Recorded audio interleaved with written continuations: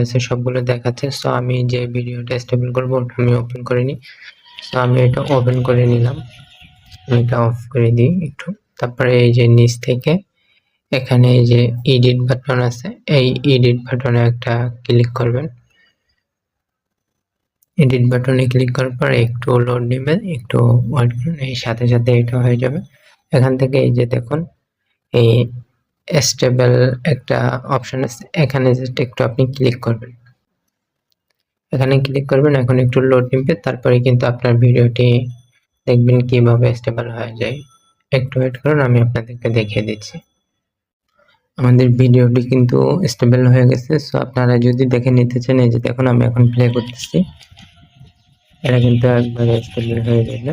এখান থেকে জাস্ট এই যে দেখুন এখন কিন্তু একবারে স্টেবল আছে। তো এইভাবে স্টেবল হয়ে যাবে।